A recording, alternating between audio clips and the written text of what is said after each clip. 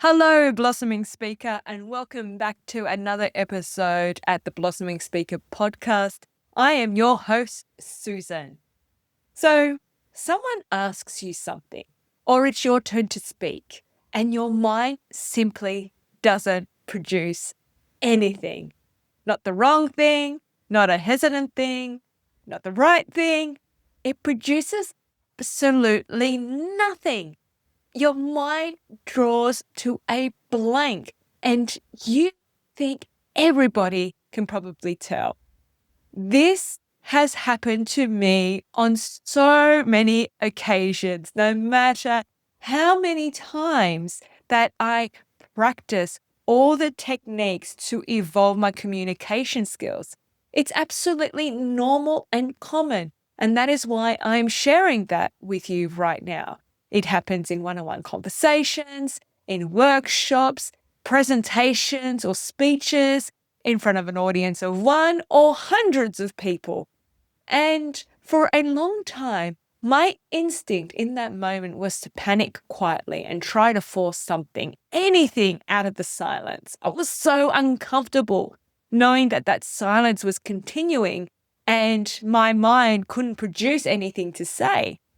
But what changed things for me wasn't a technique for filling the silence faster.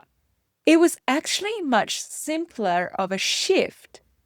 I stopped assuming a blank mind meant I had nothing left to say and started treating it as a signal worth actually listening to. Now, pay attention, please, here a little closely because this is a bit of a perspective shift that took me personally a little while to understand before I got it and now practice it. Here's what I noticed once I paid more attention studying this moment. My mind doesn't usually go blank for no reason. Yes, I've noticed the trends where it goes blank when I'm tired or when I don't have much oxygen flowing in my body due to stress and my thinking power drops.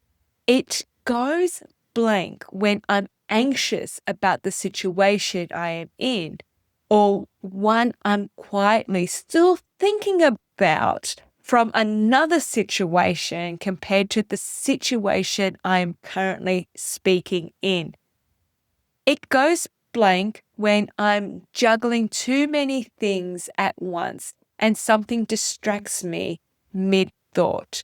Or it goes blank because something genuinely unexpected just happened and my brain is still catching up to it.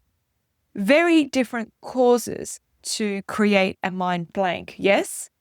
And the idea of just think of something to say doesn't fix any of them because it's aimed at a different problem entirely. You can't out effort a nervous system that's tired, overloaded, or startled. You can only give it what it actually needs, which is usually a moment and a permission to not perform through it. Instead of pushing harder into the silence of that mind blanking moment, I started paying attention to what my mind is asking me right now.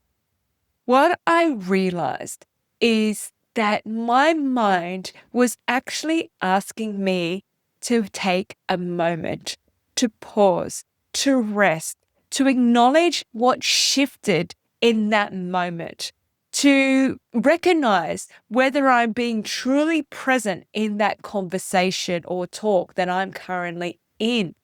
This is actually my mind backing me up by giving me this signal to create that space to choose how to respond and get back into that present moment. So now, when I'm presenting in a conversation and something has happened to draw my mind to a blank, I listen to my mind in that moment and acknowledge this mind blanking only briefly. I don't sit on it. I don't anchor myself in acknowledging it. I acknowledge it briefly.